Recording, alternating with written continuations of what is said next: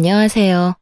저는 20대의 모든 순간을 함께했던 남자와 행복한 앞날을 꿈꾸며 결혼했다가 그것이 제 인생 말아먹는 길이란 걸 깨닫고 도망친 돌싱녀입니다. 앞으로 살아갈 날에 비하면 아무것도 아닌 그 10년이 뭐라고 그렇게 참고 살았는지. 지금 생각하면 한심하긴 하지만 그 순간에는 참다 보면 좋은 날이 꼭 찾아올 거라 믿어 의심치 않았었어요. 하지만 결과적으론 저는 이혼을 하게 되었고 이렇게 사연까지 쓰게 되었네요. 그러면 제가 이혼을 하게 된 사연 한번 들어보실래요? 저와 남편은 앞서 말씀드린 대로 10년 가까이 만난 장수 커플이었어요. 대학교 때부터 만난 저희는 오래 만나와서인지 양쪽 집에도 서로 왕래하며 서로의 부모님은 물론 형제 자매까지도 가까이하며 잘 지내곤 했죠. 저희는 각자 취업하고 30대가 되던 해에 결혼하게 되었고 양갓집에서도 큰 반대 없이 결혼을 허락해 주셨죠.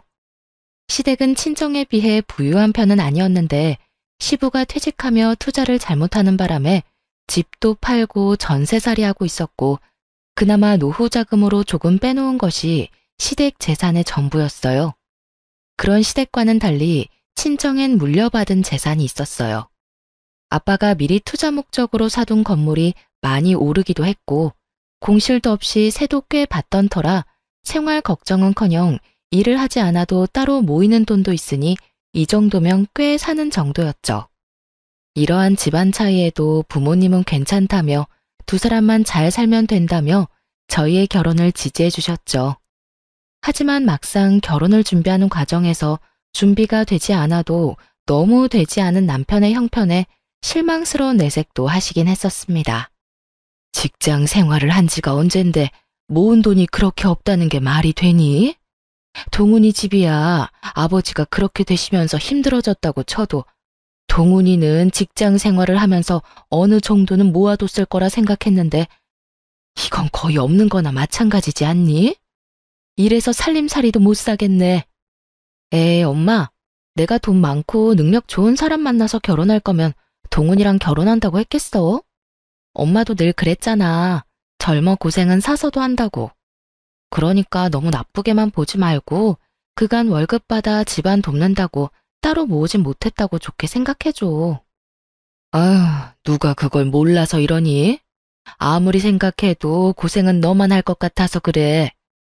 이렇듯 본격적인 결혼 이야기가 오가게 되며 남편이 수중에 가진 것이 너무 없다는 사실을 알게 되었지만 저는 상관없었어요. 남편과 시댁에선 형편상 집을 사는 것은 무리일 것이라고 저에게 솔직하게 말해주기도 했었고 제 생각엔 그건 큰 문제가 되지 않는다고 생각했으니까요. 저는 엄마에게 말했듯이 남편의 능력이나 시댁의 부를 보고 남편과 결혼하려는 게 아니었거든요. 그래서 집안 차이 정도야 대수롭지 않았고 집을 마련할 때도 굳이 어려운 남편이 아닌 상황이 되는 제가 마련하기로 했죠. 그렇게 마련한 집은 아빠의 권유로 제가 20대 중반에 사두었던 소형 아파트에서 신혼을 시작하게 되었죠. 저 덕분에 아들이 돈 한 푼 들이지 않고 자가 아파트에서 살게 되자 시모는 저에게 틈만 나면 이런 말을 하곤 했어요. 아유, 우리 예쁜 아가. 복덩이도 이런 복덩이가 또 없다. 네 덕분에 우리 아들이 집 걱정 없이 편하게 살겠구나. 나는 너희한테 바라는 거 없어. 그저 바란다면 너희가 그저 행복하게 잘 사는 거. 그거 하나 바란단다. 이렇게 저를 지나치게 치켜 세워주며 딱 하나 바라는 것은 저희가 잘 사는 것뿐이라던 시모는 신혼집으로 놀러 올 때마다 이런 말도 더불어 하곤 했어요. 역시 볼 때마다 좋구나. 집도 넓고 전망도 좋고 교통편도 좋고 어디 하나 빠지는 게 없어. 교통편은 좋긴 해요. 덕분에 그이나 저나 출퇴근할 때 편해요. 그렇지? 집값도 많이 오르지 않았니? 네가 처음 이 집 살 때에 비하면 한 2배, 3배 가까이 오르지 않았니? 네? 그게 계산해보진 않아서 자세히는 모르겠네요. 내가 계산해보니 2배는 훌쩍 넘은 것 같더라. 어쩌면 그 나이에 이런 집을 마련할 생각을 했는지 다시 생각해도 넌 복덩이야. 저조차도 알아보지도 계산해보지도 않은 집값을 시모는 시시때때로 계산하고 있는 듯 했고, 그런 시모의 모습이 이상하다 싶긴 했지만 그냥 그런 사람인가 보다 하고 별 대수롭지 않게 생각했어요. 그러던 어느 날부터인가 집에 음식이라든지 장봐둔 재료들이 없어지는 걸 느끼게 되었어요. 자잘하게는 친정에서 받아온 밑반찬부터 시작해 과일, 고기, 얼려둔 생선까지 감쪽같이 없어지는 것이 아니겠어요? 남편이 먹었다기엔 늘 집을 함께 나서고 저녁을 함께 먹기에 그럴 시간이 없었고, 도둑이 들었다고 생각하기엔 음식 위주로 사라지니 참 이상했죠. 그렇다고 제가 착각을 하고 있나 생각하기엔 바로 전날 사다 놓은 소고기부터 돼지고기까지 싹 없어지니 누군가 확실히 훔쳐갔다고 의심할 수밖에 없는 상황이었죠. 전 관리사무소를 찾아가 상황을 설명한 후 엘리베이터 CCTV를 돌려보게 되었고, 도둑의 정체를 알게 된 저는 경악을 금치 못했습니다. 그간 집안의 냉장고를 털어간 범인은 다름 아닌 시모였더라고요. 시모는 우리가 출근한 사이 아무도 없는 집으로 당당하게 들어가 음식들을 퍼나르고 있더군요. 두 눈으로 보고도 믿어지지 않는 상황들을 보며 저는 입을 다물지 못했죠. 저는 알려준 적 없는 비밀번호를 당당하게 누르고 들어간 것을 보니 이런 상황이 일어나게 된 원인은 온전히 남편에게 있었죠. 저는 지체하지 않고 남편에게 전화를 걸었어요. 당신 어머니한테 우리 집 비밀번호 알려드렸어? 저번에 엄마가 반찬 가져다 준다고 좀 알려달라고 하길래 알려줬는데? 왜? 반찬을 가져다 주기는 개뿔. 되려 집안 살림을 거덜내는 것을 전혀 모르는 남편은 영문을 모른다는 듯 이유를 묻더군요. 저는 그런 남편에게 최대한 화를 내지 않으려 노력하며 말을 이어나갔어요. 아니, 얼마 전부터 밑반찬하고 고기, 생선, 과일까지 사다 놓기만 하면 없어지길래 이상하기도 하고 무섭기도 해서 CCTV 봤거든. 그런데 글쎄 어머님이 우리 없을 때 오셔서 다 가지고 가셨더라고. 그래? 뭐 그러실 수도 있지. 그래서 아까워? 아까운 것보다 조금 황당해서 그렇지. 아무리 어머님이라도 아무도 없는 집에 들어와서 묻지도 않고 다 가져가시는 건 아니지. 당신이 어머님께 잘 말해줘. 다음부터 필요하신 거나 드시고 싶은 거 있으면 연락하시라고. 그리고 아무도 없는 집에 오는 것도 좀 그렇다고 말이야. 그리고 당신도 그래. 집 비밀번호를 나하고 상의도 안 하고 알려드리면 어떻게 해? 당신 혼자 사는 집도 아니고 나도 함께 사는 집이잖아. 나한테 상의 정도는 했어야지. 저는 아무래도 이건 아니다 싶어 아닌 건 아니라고 남편에게 말했고, 남편은 제 말에 득달같이 화를 내며 이렇게 말하더군요. 뭐? 그까짓 거 얼마나 한다고 그딴 말을 전하래. 그리고 우리 엄마가 우리 집에 온다는데 아무도 없든 말든 그게 무슨 상관이야? 당신 지금 당신이 마련한 집에 내가 들어가서 산다고 지금 무시하는 거야? 무슨 사람을 거지로 하나? 우리 엄마가 고기 사 먹을 돈이 없어서 그런 걸 가지고 갔다 이거야 지금? 무슨 말을 그렇게 해? 나는 그런 말이 아니잖아. 아무리 어머님이라고 해도 우리 집에 그렇게 마음대로 왔다 갔다 하는 건 아니니까 잘 전해달라는 말이잖아. 음식도 어머님이 돈이 없어서 그렇다는 게 아니라 나도 다 필요해서 사다 놓은 건데 어머님이 그렇게 말도 안 하고 가지고 가면 내 입장에선 곤란하다고 말하는 거야. 왜 이런 말을 집 이야기로 받아들여? 당신 지금 너무 베베 꼬인 거 알지? 됐고. 당신 말대로 집에 아무도 없을 때 오지 말라고 할 테니까 끊어. 나 일해야 해. 지금 화내야 할 사람이 누구인데 누가 화를 내는 것인지 모르겠더라고요. 상의 한마디도 없이 집 비밀번호를 알려준 것도 화가 머리끝까지 날 일인데, 자신의 엄마가 집 냉장고를 털어갔다는 이야기를 듣고도 저에게 저리도 당당할 수가 있는지 도저히 이해되지 않기도 했고요. 남편의 적반하장인 태도에 저 역시 화가 더욱 끓어올랐고, 남편이 돌아오면 진지하게 이야기를 나눠봐야겠다고 생각하고 있었어요.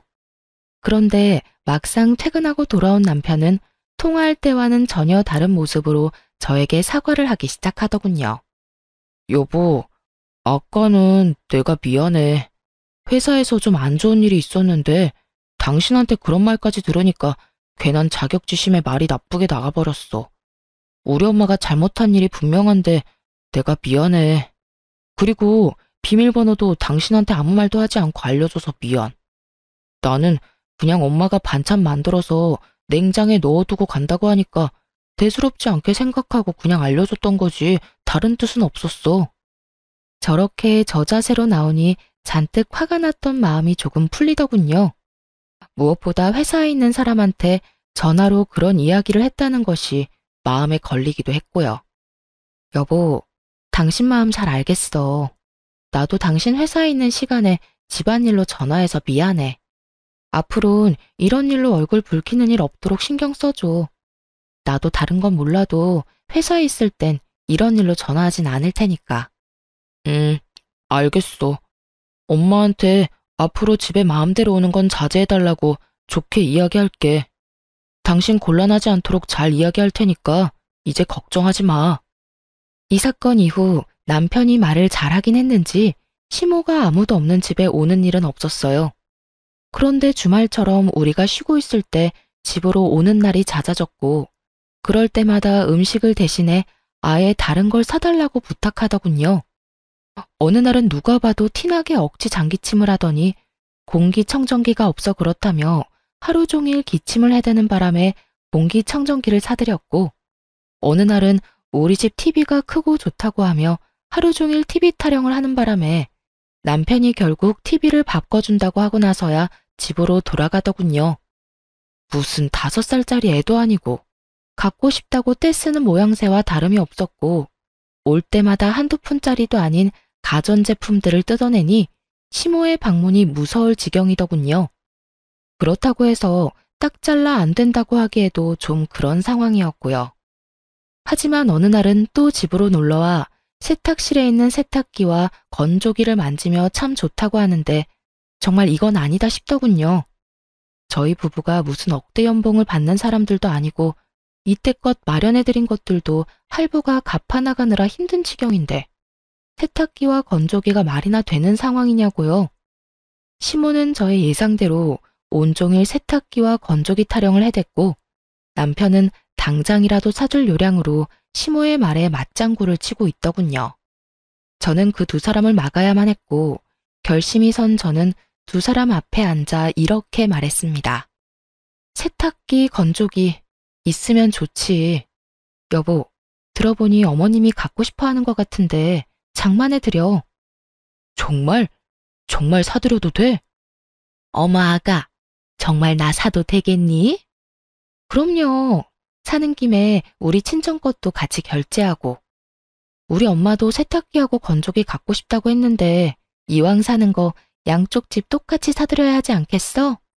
사는 김에 TV랑 공기청정기도 같이 사드리자. 저번에 어머님 댁에 사드렸으니까 우리 집에서 다 사줘. 알겠지? 제 말에 화색이 돌던 두 사람의 얼굴은 순식간에 사색이 되었고 저는 그런 두 사람의 반응에도 아랑곳하지 않고 남편의 휴대전화를 빼서 친정에 보냈으면 하는 공기청정기와 TV, 세탁기와 건조기까지 장바구니에 넣어두고 이렇게 말했어요.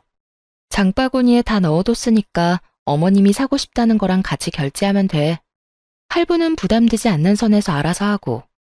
제가 이렇게까지 하자 시모는 황급히 말을 바꾸며 생각해보니 쓰던 세탁기도 멀쩡하고 건조기보다는 자연 건조가 좋겠다며 꼭 사주지 않아도 된다고 손사래를 치더군요. 남편 역시 얼버무리며 시모에게 집에 데려다 줄 테니 가자며 시모의 손을 잡고 황급히 나갔고요. 모든 게 저의 예상대로 되긴 했지만 막상 남편과 시모의 꽁무니 빼는 모습을 보니 씁쓸한 기분이 드는 건 어쩔 수 없더라고요. 그 후론 시모는 다신 그런 요구를 하지 않았고 주말마다 찾아오지도 않더군요. 상황이 그렇게 되면 속이 시원하다거나 좋아야 할 텐데 저는 왜인지 점점 불안해지기 시작하더라고요. 왜 꼭 애들이 조용하면 사고치잖아요. 딱 그런 기분이 들며 좋은 게 아닌 날을 보내고 있었어요. 그렇게 몇 개월 명절이 다가왔고 오랜만에 시댁에 방문하니 정말 기가 막힌 상황들이 저를 기다리고 있더군요. 시댁에는 제가 보지 못한 소파, 식탁들이 자리하고 있었고 아차 싶은 마음에 세탁실에 가보니 아니나 다를까 시모가 갖고 싶어 하던 건조기와 세탁기가 떡하니 자리 잡고 있더군요. 남편을 추궁해 볼 필요도 없이 남편이 저 몰래 시댁 살림을 사주고 있다는 것을 알아차렸고 그간 남편이 왜 입만 뗐다 하면 돈이 없다는 말을 해댔는지 알 것 같더군요. 마음 같아서야 그 자리에서 남편을 쥐잡듯 잡아버리고 싶었지만 친인척이 다 모인 자리에서 차마 큰 소리를 내지 못하고 꾸역꾸역 얼마나 참았는지 모릅니다. 극한의 인내로 참아내는 그 순간에도 도저히 제 상식으론 이해가 되지 않더군요. 저희 친정은 제가 용돈을 드린다고 해도 저희 월급이라고 해봤자 뻔한데 본인들은 신경 쓰지 말고 저희 두 사람이나 잘 살라고 하는 판국인데요. 아무리 시댁이 힘들다고 하더라도 매번 한두 푼짜리도 아니고 저렇게 비싼 가전가구를 양심도 없이 사달라고 하는지 정말 이해가 되질 않았어요. 그것뿐이겠어요. 사달라는 사람이나 그렇다고 사주는 사람이나 이해되지 않는 것은 매한가지였어요. 저의 입은 굳게 닫혀 있었지만 급격하게 굳어지는 표정은 숨길 수 없었죠. 남편 역시 이런 제 심정을 알아챘는지 눈알이 빠지게 제 눈치만을 살피고 있더군요. 그렇게 화를 참아내는 사이 친정으로 가는 날이 되고 어른들에게 인사를 드리고 현관문을 나서는 순간 저는 듣고야 말았습니다. 아들, 이번 달에 준 용돈 벌써 다 써버렸어. 명절도 있고 해서 돈 나갈 때가 많지 뭐야. 그래서 말인데 용돈 좀 더 붙여주면 안 될까? 이건 또 무슨 말인가 싶더군요. 용돈이라니 저는 전혀 몰랐던 사실이었거든요. 눈을 반짝이며 돈을 요구하는 시모의 모습에 남편은 당황한 표정으로 나중에 이야기하자곤 하곤 황급히 저를 끌고 시댁을 벗어나더군요. 차에 타자마자 저는 참았던 말들을 토해내기 시작했어요. 아까 어머님 말 무슨 말이야? 설마 나 몰래 용돈 보내고 있었어? 그게 부모님이 힘들다고 하길래 결혼하기 전까지 드리던 용돈이 있는데 갑자기 뚝 끊으니까 많이 힘드신 모양이더라고. 그래서 조금 보태드리고 있었어. 당신이 화낼까봐 말 못했어. 미안해. 나한테 정말 미안한 마음이 있긴 해. 아까 보니까 소파, 식탁도 새 것이고 세탁기, 건조기도 저번에 어머님이 갖고 싶어 하던 모델이던데 그것도 당신이 다 사준 거 아니야? 맞아. 너무 갖고 싶어 하니까 모른 척하기도 그랬어. 그걸 말이라고 해? 우린 돈 안 모아? 우리가 무슨 억대 연봉 받는 사람들도 아니고 그렇게 버는 족족 시댁에 다 갖다 바치면 우리는 언제 모아서 언제 애를 낳아? 당신이 번 돈으로 당신 집 돕는 것까지 잘못됐다는 게 아니잖아. 적당히 해야지 적당히. 가전, 가구 다 카드로 샀을 거고 그 할부 갚아나가면서 용돈까지 주면 당신 월급에서 남는 게 있긴 해? 이래서 돈 관리는 따로 하자고 그랬어? 저는 참았던 울분을 쏟아냈고 남편은 입 꼭 다물고 반성을 해도 모자란 판국에 저에게 더욱 화를 내기 시작하더군요. 아니, 넌 우리 집이 불쌍하지도 않냐? 너네 집은 잘 살아서 좋은 집에서 좋은 가구에 떵떵거리면서 살지만 우리 집은 그렇지도 않잖아. 그래서 그런 우리 부모님은 좋은 거 좀 쓰면서 편히 살라고 사줬어. 용돈도 그래. 내 동생이 능력이 되는 것도 아니고 우리 집은 그래도 능력이 되잖아. 능력 되는 자식이 부모 좀 도와주겠다는데 그게 그렇게나 잘못한 일이야? 말이야 바른 말이지. 남편이 무슨 능력이 되는 자식인가요? 집도 제 명의, 적금도 저 혼자 드는 적금만 있는데요. 남편의 꼬라지를 보아하니 아마 가전 가구도 신용카드로 결제한 게 틀림없었죠. 땡전 한 푼 없는 빚쟁이가 저리도 큰 소리를 치는 꼴을 보니 참 한심하기 그지없더군요. 지난 10년 세월 동안 왜 저딴 놈인지 몰랐는지 제가 한탄스럽기도 하고요. 그렇게 한참 친정으로 가는 내내 저흰 차 안에서 크게 싸웠고 친정 앞에 도착하자 남편은 저만 내려둔 채 혼자 차를 몰고 가버리더군요. 연애할 때부터 화가 나면 혼자 화를 가라앉히는 것이 남편의 루틴이긴 했지만 명절에, 그것도 결혼하고 처음 맞이한 명절에 저딴 식으로 행동하니 어이가 없더라고요. 이미 가버린 사람 끌고 올 수도 없는 노릇이고 어쩔 수 없이 혼자 친정집에 들어갔어요. 남편은 그래도 신경이 쓰이긴 했는지 부모님께 전화를 걸어 회사 일이 너무 바빠 저를 집 앞에 내려다주고 바로 회사로 왔다며 죄송하다는 말을 해놓긴 했더라고요. 그나마 친정 부모님껜 큰 걱정 끼치지 않고 명절을 마무리할 수 있었죠. 그때쯤 되자 저의 마음은 이미 제 생각보다 많이 상해버린 후였고 매번 시댁 일 때문에 큰 소리가 나는 것도 점점 지쳐가더군요.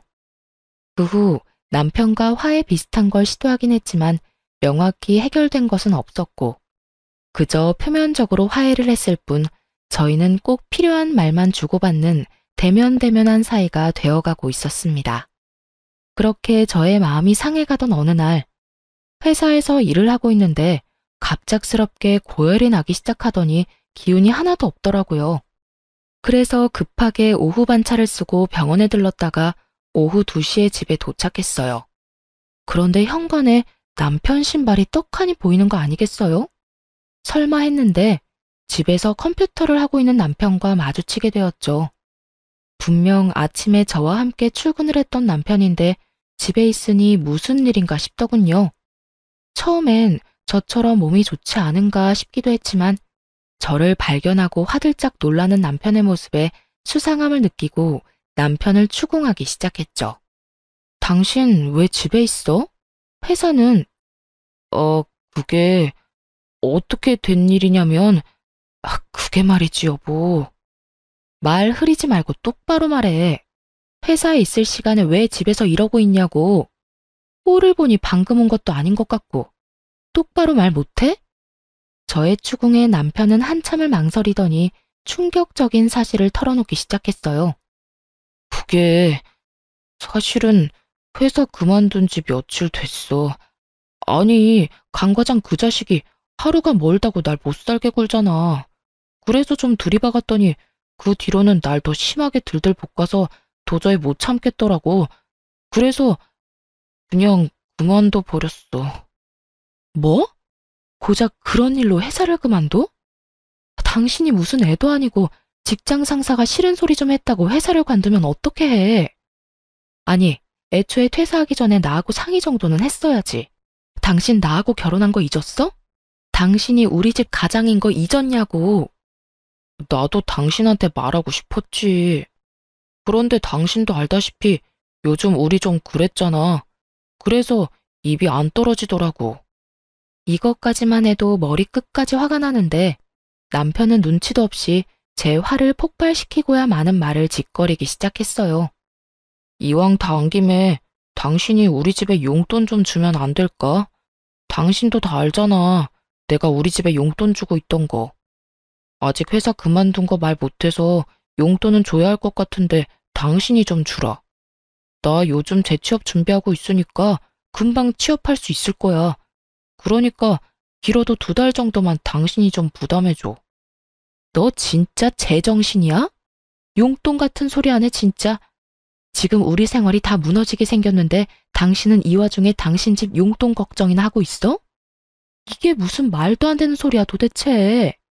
쓸데없는 소리 하지 말고 당신 집에 당장 용돈 못 준다고 해. 회사도 그만뒀다고 이실직고 하고. 그래야 당신 집에서 당신한테 뭐 사달라는 말 따윈 안 할 거 아니야. 저는 결국 폭발하고야 말았고 남편은 그렇게까지 화를 내는 저를 처음 봤었기에 고개를 푹 숙이고 작은 목소리로 이렇게 말하더군요. 알겠어. 당신 뜻대로 할게. 그런데 우리 집에 말하는 건 조금만 기다려줘. 정말 입이 안 떨어져서 그래. 조만간 꼭 말할게. 꼭 말해. 알겠어? 그리고 퇴직금 받았지? 그거 다 내놔. 당신한테 뒀다간 그거마저도 어디에 어떻게 쓸지 믿을 수가 없으니까. 알겠어. 정말 이때쯤엔 이혼하고 싶은 마음이야 굴뚝이었지만 그간 함께한 세월이 뭔지. 남편이 힘든 시기에 이 사람을 버린다는 것이 생각처럼 쉽지 않았고 무엇보다 그때까진 남편을 사랑하는 마음이 남아 이런 힘든 시기도 다 지나겠지 하며 애써 이혼에 대한 마음을 억눌렀죠. 그나마 다행인 것은 남편은 퇴직금의 일부로 카드값을 다 갚은 뒤였고 남은 퇴직금으로 한동안은 생활이 가능했던 터라 남편이 자신이 뱉은 대로 빨리 취업만 한다면 큰 어려움이 없는 상황이었죠. 물론 남편도 많이 반성한 것 같고 앞으론 상황이 점점 나아질 거라 믿었고요. 하지만 이런 저의 예상은 심으로 인해 산산조각이 나고 말았습니다. 남편의 용돈이 끊어지자 시모는 저에게 득달같이 연락을 하더군요. 아가, 혹시 바쁘니? 조금 바쁘긴 한데 잠시 통화할 시간은 돼요. 왜 그러세요? 무슨 일 있으세요? 그게 아범이 주던 용돈이 끊겨서 말이다. 들어보니 네가 돈 관리하기 시작했다고 하던데 우리한테 주던 용돈 좀 입금해다오. 어머님, 저희도 요즘 생활 힘들어요. 그래서 드리는 말씀인데 한동안은 용돈 못 드려요. 뭐? 용돈을 못 줘? 너희가 한 달에 버는 돈이 얼만데 그까짓 돈 몇 푼이나 된다고 그걸 못 준다고 쪼잔하게구니? 그러지 말고 좀 붙여주렴. 말이야 바른 말이라고. 그게 다 네 돈이니? 내 아들 돈이지 않니? 시모 말을 들어보니 남편은 아직 시모에게 퇴직 사실을 알리지 않은 듯 했어요. 당장이라도 남편이 백수라는 걸 알려버릴까 싶기도 했지만 남편의 부탁도 있고 해서 그저 안 된다고 딱 잘라 말하곤 전화를 끊어버렸습니다.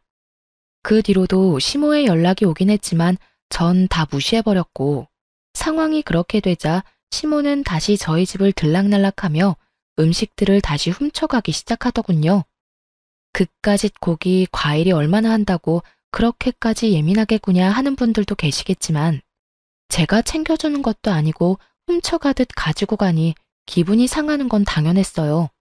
거기에다 매번 일주일치 장을 봐서 넣어두는데 그것만 해도 10, 20만 원 훌쩍 넘기는 건 다반사거든요. 그걸 하나도 남기지 않고 매번 털어가 버리니 장을 봐도 봐도 끝이 없었고 그 금액도 상식선을 넘어가기 시작하더군요. 그쯤 되니 전 도저히 참을 수가 없었고 남편에게 다시 한 소리 하게 되었죠. 오늘 어머님 또 다녀가셨어? 어? 나도 몰라. 오늘 나 면접 다녀온다고 집에 없었거든. 왜? 또 뭐 없어졌어? 아, 진짜 어머님 왜 그래? 매번 이게 뭐야? 장 봐놓으면 싹 가져가시고 또 다시 장 보면 또 와서 가져가시고 우리 생활도 빠듯한데 매번 두 집 살림 살아야 하잖아. 당신이 해결 좀 해봐. 이번 달 식비만 해도 100만 원 넘긴 지 오래라고. 정말 해도 해도 너무한다고 생각 안 해? 한 번만 더 이런 일 있으면 당신 입장이고 뭐고 회사 그만두고 백수 됐다고 다 말해버릴 테니까 그런 줄 알아? 뭐? 당신 말 참 너무하게 한다. 이게 다 당신이 우리 집에 용돈 안 줘서 그런 거잖아. 진작에 용돈 줬어 봐라. 우리 엄마가 이런 짓을 했겠어? 어디서 내 탓으로 다 돌리고 있어? 잘 들어. 이건 다 나하고 상의도 없이 회사를 그만둔 당신하고 아들 집 냉장고를 마치 자기네 집 냉장고인 양 생각하는 어머님의 이상한 사고에서 벌어진 거야. 그러니까 가짠지도 않게 내 탓으로 돌릴 생각 말고 해결이나 잘해. 알겠어? 저는 단호하게 집어주었고 이런 저의 태도에 남편은 틀린 말이 하나 없다고 느꼈는지 입을 다물어 버리더군요. 입을 다문 것과는 별개로 남편은 자존심이 상할 대로 상해버렸는지 알바라도 나가겠다며 쿠팡 일용직 알바를 다니기 시작했죠. 그런 남편의 모습이 안쓰럽기도 했지만 그렇게 해서라도 정신을 차리기를 바라는 마음에서 굳이 말리진 않았어요. 그 후 현관 비밀번호는 바꿔버렸고 시모의 연락은 여전히 다 피해버림으로써 더는 저의 가정에서 큰 소리가 나는 일은 없었습니다. 그렇게 몇 달 남편은 취업을 준비하며 여전히 알바를 다니고 있었고 여전히 저희 둘 사이는 좋진 않았지만 더 이상 나빠지지도 않았죠. 부부 사이가 대면대면하다고 한들 이혼까지 생각한 건 아니었는데 도저히 이혼하지 않고서는 안 될 일이 벌어졌어요. 그날은 남편의 동생이 결혼 발표를 한다며 시댁에 모이기로 한 날이었어요. 그간 연락을 대놓고 피했던 터라 시댁 방문이 달가운 것은 아니었지만 다른 것도 아닌 결혼을 한다는데 참 빠질 수도 없는 노릇이라 눈 딱 감고 시댁으로 가게 되었죠. 긴장감을 안고 현관문을 열었더니 시모와 식구들이 활짝 웃으며 저를 반기더군요. 아가 왔니? 오느라 힘들었지? 어서 들어와서 앉거라. 내가 너 좋아하는 음식도 잔뜩 해놨단다. 네? 아, 네. 감사합니다. 감사는 무슨, 식구끼리 그런 말 하지 말거라. 나 섭섭해지려고 해? 이상하리만큼 상냥한 시모를 보며 저는 경계심 가득한 태도로 시모를 바라봤죠. 도대체 왜 이러나 하는 불안한 생각이 들며 조마조마하게 눈치만 살피던 순간 시모가 속내를 드러내기 시작하더군요. 아가, 너도 알다시피 우리 둘째가 좋은 여자가 생겼다고 하는구나. 네 동서대래가 글쎄 대기업에 다니고 있다지 뭐냐? 아, 그래요? 능력 좋은 동서가 들어오겠네요. 축하해요, 도련님. 그래서 말인데 그 집에서 글쎄 34평 아파트를 마련해서 왔으면 한다고 하지 뭐야. 너도 알다시피 우리가 그런 돈이 어디 있니? 우리도 전세 사는 마당에 그렇다고 해서 둘째가 모아둔 돈이 있는 것도 아니고. 설마 싶더군요. 한두 푼도 아니고 설마 저에게 지불해달라고 하는 건가? 하는 생각 말이에요. 하지만 불행히도 저의 설마는 맞아떨어졌고 시모는 제게 맡겨놓은 집이라도 되찾는 사람 마냥 더 뻔뻔하게 굴기 시작했죠. 34평이요? 요즘 뒷값 만만치 않아서 한두 푼도 아닌데 어떻게 해요? 그러니까 말이다. 그래서 내가 생각해 봤는데 너희 지금 사는 아파트 팔고 둘째네 집 좀 마련해주면 안 되겠니? 그 집 팔면 지금같이 역세권은 아니더라도 서울 근교 아파트 2채는 마련할 수 있다고 하더구나. 네? 그게 무슨 말도 안 되는 말이세요? 말이 안 되긴 뭐가 말이 안 된다고 그러는 거니? 잘 생각해봐라. 지금 네가 우리 둘째 안 도와줘서 대기업 다니는 여자랑 헤어지게 되면 한평생 우리 식구가 어쩔 수 없이 널 원망할 수밖에 없을 텐데. 너도 그 원망 평생을 듣고 살 바엔 그깟 아파트 팔아서 집 마련해주는 게 더 좋지 않겠어? 그리고 그냥 달라는 말도 아니다. 명색의 대기업 다니는 앤데 연봉이 오죽 높겠어? 우리 둘째가 어련히 다 갚을 거야. 그러니까 좋은 일 한다고 생각하고 좀 도와주렴. 내 말 알아들었지? 이 무슨 개떡 같은 말인지 모르겠더라고요. 만약 결혼을 못하게 된다면 그건 애초에 장가갈 돈 마련도 못한 도련님 탓이지. 그게 왜 제 탓이며 왜 한평생 제가 그 원망을 들어야 하나요? 그리고 누가 그 원망을 가만히 듣고 산다는 것인지 참 어이가 없더군요. 무조건 제가 다 해줄 거라 믿어 의심치 않는 시모를 보며 이렇게 말했어요. 어머님, 저는 그렇게 하기 싫어요. 34평 아파트 마련 못해서 결혼을 못하게 되면 그건 돈 한 푼 모으지 않은 도련님 탓이지 그게 왜 제 탓인가요? 그리고 어머님이 저한테 아파트 맡겨놓으셨어요? 왜 제 아파트 가지고 어머님이 팔아라 말아라 명령이신지 저는 도무지 알 수가 없네요. 뭐? 너 참 말 섭섭하게 한다. 우리 가족이지 않니? 가족끼리 다 나누고 사는 거지. 그렇게 선 그어가며 살면 못 쓴다. 어머님, 저는 저희 친정 식구들끼리도 다 나누고 살진 않아서요. 지금 사는 집 처음 분양받았을 때 아빠가 주신 돈도 저 한 푼도 빼지 않고 다 갚았고요. 그 뒤로 저희 부모님은 저 힘들까봐 제가 주는 용돈은 받지도 않으세요. 그런데 제가 왜 친정에도 주지 않는 도움을 시댁에 줘야 하는지 모르겠네요. 그래서 정말 못 도와준다, 이 말이니?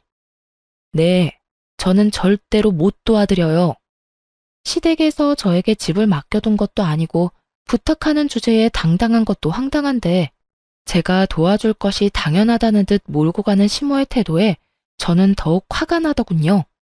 거기에다 더욱 화가 나는 것은 남편의 태도였어요. 시종일관 말도 안 되는 소리를 짓거려대는 시모의 말엔 가만히 있던 남편놈은 제가 단호하게 안 된다고 하자 득달같이 화를 내며 달려드는 것이 아니겠어요? 당신 정말 너무한다. 그까지 집 좀 팔면 되는 거지. 그게 뭐가 힘들다고 엄마가 저렇게까지 말하는데 딱 잘라서 안 된다고 해? 그까지 집? 당신이 그까짓이라고 말할 상황이 된다고 생각해? 제발 말하기 전에 당신 상황이나 되돌아봐. 도와줄 능력이 안 될 것 같으면 함부로 나서지도 말고. 알겠어? 뭐? 나서지도 말라고? 당신 진짜 말이 너무 심한 거 아니야? 내가 그래도 당신 남편인데 그딴 식으로 말할 거야? 심한 건 당신 집이겠지. 다른 것도 아니고 내 집을 팔아라 말아라 하는데 이건 심하다고 생각 안 해? 그리고 당신이 내 남편이 맞긴 해. 어떻게 남편이란 사람이 이런 상황에서 내 편을 들기는커녕 두 팔이 모자라게 당신 집만 감싸고 돌 수가 있어. 누가 봐도 말도 안 되는 요구를 하는 이 상황에서. 저와 남편은 시댁 식구가 있는 앞에서 언성을 높이며 싸우기 시작했고, 그런 저를 보던 시모는 저에게 삿대질하며 소리를 지르기 시작했어요. 이런 너같이 버릇없는 년은 생전 처음 본다. 여기가 어디라고 감히 내 아들한테 그딴 식으로 말하는 것도 모자라 고함을 질러대? 니까짓 게 뭐라고 내 아들한테 그딴 식으로 구냐 이 말이다. 년이라니요. 제가 뭘 잘못했다고 욕까지 들어먹어야 하나요? 욕먹을만 하니까 욕먹는 거겠지. 내가 미쳤다고 멀쩡한 사람한테 욕이나 하겠어? 하여튼 다 됐고 나는 너같이 막대 먹은 며느리는 필요 없으니 당장 내 아들하고 헤어져. 시모의 입에선 결국 헤어지라는 말이 나오고 있었고, 헤어지라고 하면 제가 겁이라도 먹을 거라 생각했는지 의기양양한 표정으로 저를 바라보고 있더군요. 거기에다 남편 놈까지 합세해 저를 협박하기 시작하는데 속이 참 답답하더라고요. 그래, 엄마 말이 다 맞아. 나도 당신같이 가족 도울 줄 모르고 자기 입속밖에 모르는 이기적인 여자랑은 더는 못 살겠으니까 이혼하자. 이 난장판인 상황에서 남편의 말을 듣는데 제 머리가 오히려 맑아졌다면 여러분은 믿기세요? 무슨 부귀영화를 누리겠다고 왜 바보같이 이 거지 같은 상황을 참고 또 참으며 이혼만은 절대 안 된다고 생각했는지. 저 자신이 이해되지 않음과 동시에 한탄스러워지더군요. 생각이 빠르게 정리되고 나니 이혼을 협박이라고 하는 두 사람이 더욱 어이가 없어졌고 팔짱까지 끼고 어때? 겁나지? 라는 표정으로 바라보는 두 사람에게 아주 속 시원하게 답해줬죠. 네, 어머님 뜻대로 할게요. 그래, 우리 이혼하자. 그까짓 이혼하면 되지 뭐. 그까짓 게 뭐라고 이때까지 참았는지 참. 더는 나도 참기도 싫고 매번 당신 집 때문에 싸우는 것도 지긋지긋하던 참이었어. 그나마 당신하고 지낸 세월이 있어서 참았는데 이젠 그것도 힘들다. 그러니까 당신 말대로 이혼하자 우리. 저는 더는 화도 내지 않았고 거의 체념한 듯 말을 했고 그런 제 말에서 진심이란 걸 느꼈는지 남편은 말까지 더듬으며 저에게 되묻더군요. 당신 정말 나하고 이혼할 거야? 이혼할 수 있어? 남편의 입장에선 어찌 보면 당연한 반응이었겠죠. 제 집을 팔아 자기 동생에게 집을 사줄 요량으로 던진 마지막 카드였을 텐데 그 카드를 진심으로 받아버렸으니 놀라기도 당황스럽기도 했겠죠. 하지만 전 그 어느 때보다 진심이었고 저의 진심을 물어보는 남편의 눈을 똑바로 바라보며 이렇게 말해주었어요.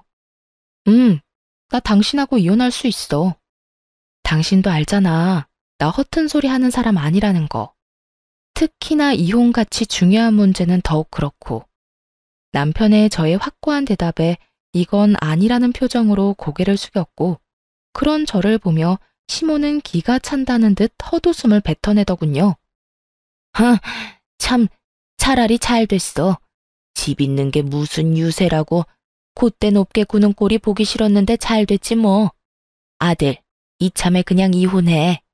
엄마는 정말 저런 며느리 싫다. 더는 꼴도 보기 싫어. 저 역시 어머님 꼴도 보기 싫었는데 참 잘 됐네요. 당신 들었지? 어머님 소원이라는데 질질 끌지 말고 깔끔하게 이혼해줘. 괜히 소송 같은 거에서 그렇지 않아도 없는 살림에 괜한 돈 쓰지 말고 말이야. 이거 봐라. 내가 이러니까 네가 싫다는 거야. 아들, 당장 이혼해. 당장 이혼하고 네 동생 집값은 네가 대출받아서 좀 보태주렴. 신용대출이라서 많이는 안 되겠지만 일부라도 네가 보태주면 네 동생 부담도 덜 되고 좋지 않겠니? 일단 그렇게라도 집부터 마련해서 결혼부터 시키고 다른 문제는 그 다음에 생각하자꾸나. 시모의 말을 듣고 있는데 저는 어이없어서 크게 웃어버렸어요. 자기 아들 상황이 어떤지도 모르면서 어쩌면 저렇게 머릿속에 꽃받칠 수 있을까 하는 마음에요. 아, 죄송해요. 지금 상황이 너무 웃겨서 저도 모르게 웃음이 다 났네요.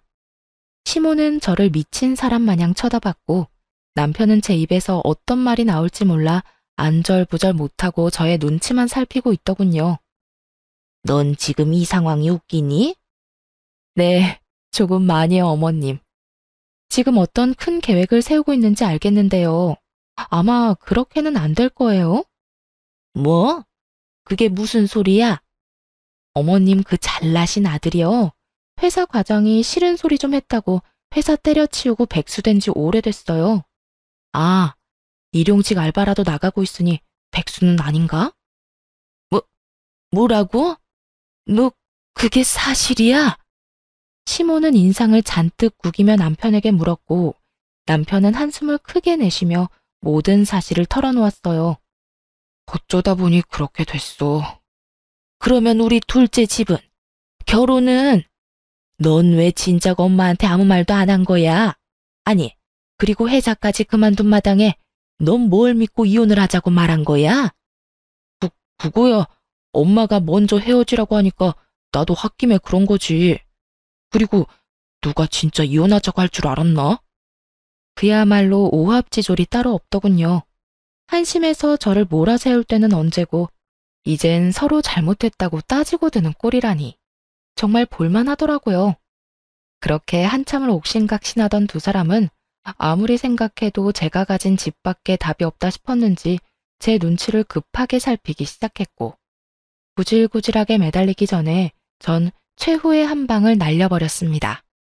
이제 와서 제 눈치 살펴도 소용없고요. 저 사람이 일용직으로 일하는 회사가 그래도 큰 회사니까 대출이라도 알아보세요. 일용직이라 원하시는 만큼 금액이 나올지는 모르겠지만요. 그럼 저는 가볼게요. 저는 그렇게 자리에서 일어났고 남편은 제 바지가랑이를 붙잡고 매달리기 시작하더군요. 여보, 이렇게 가면 어떻게 해? 우리가 함께한 세월이 얼만데 정말 이렇게 헤어질 거야? 너 치매 걸렸니? 먼저 이혼 이야기 꺼낸 건 내가 아니라 너야. 난 네가 하자고 하니까 알겠다고 했을 뿐이고. 그거야, 당신도 잘 알잖아. 정말 당신하고 이혼하려고 그런 게 아니라 그냥 당신 겁이나 주려고 그랬던 거. 의도가 어찌됐든 간에 당신이 먼저 이혼하자고 했고 나 역시 그 의견에 동의했어. 이게 지금 우리 상황이고 당신이 뭐라고 나를 붙잡던 그 상황은 변하지 않을 거야. 그러니까 그런 줄 알고 이혼이나 준비해. 저는 끝까지 매달리는 남편을 매몰차게 뿌리치고 집으로 돌아와 버렸고 집으로 돌아오자마자 남편의 짐을 킥으로 시댁에 보내버렸어요. 짐을 싸는 순간 지난 10년의 세월이 떠올라 얼마나 울었는지 모릅니다. 결혼 생활이 거지 같았기에 그렇지 연애하는 내내 참 행복했거든요. 그 행복하던 모든 순간도 결국 이혼이란 이름 아래 다신 떠올리기도 싫은 기억이 되어버렸지만요. 어찌되었든 전 마음을 다잡고 이혼을 진행했고 남편은 소송할 돈도 없는지 순순히 이혼 절차를 밟아주더군요. 이혼을 하며 위자료는 많이 받진 못했지만 그때라도 그 구렁텅이에서 빠져나왔다는 것을 위안 삼기로 했습니다. 저의 이혼으로 인해 당연히 그 잘난 시동생의 결혼은 없던 일이 되었고 쿠팡알바 벌이만 믿고 전 시댁에 저 몰래 또다시 용돈을 퍼줬던 전 남편은 땡전 한 푼이 없어 대출까지 받아 위자료를 주게 되었어요.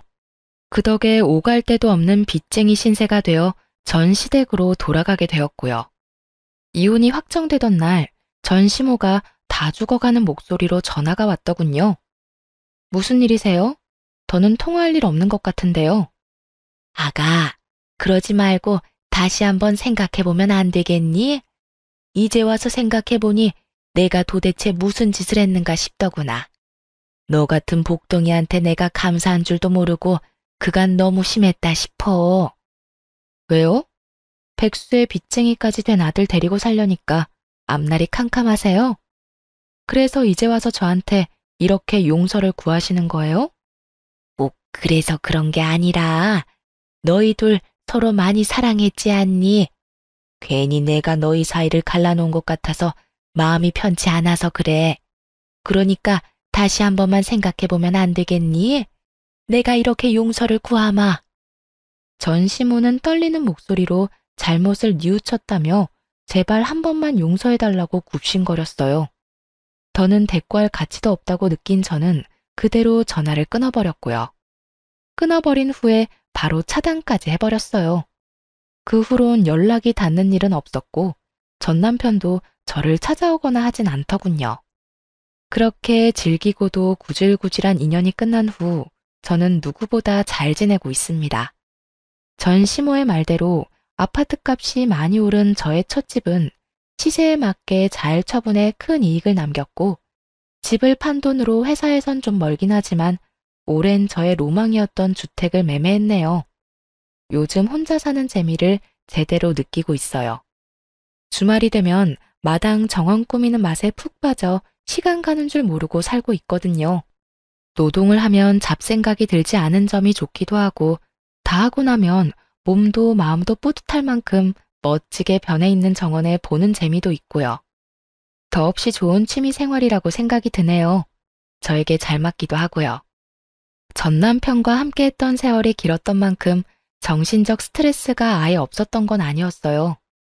당할 만큼 당했고 질릴 만큼 질렸기에 힘들지 않을 거라 생각했는데 현실은 그렇지 않더라고요. 때때로 좋았던 기억이 떠오르기도 하고 벅차게 행복했던 기억이 떠오르기도 하고요. 그렇다고 해서 후회는 하지 않으니 좋았던 건 좋았던 대로 두면 언젠가는 무뎌질 거라 생각하고 있어요. 그리고 생활이 안정되고 혼자 된 생활에 적응하고 나니 진작 이혼할 것을 왜 꾸역꾸역 참고 살았나 싶은 생각이 들기도 하고요. 이 정도면 꽤 만족스러운 이혼 후기 아닐까요? 이로써 저의 긴 사연은 끝이 났습니다. 제 사연 들어주신 모든 분들 감사합니다.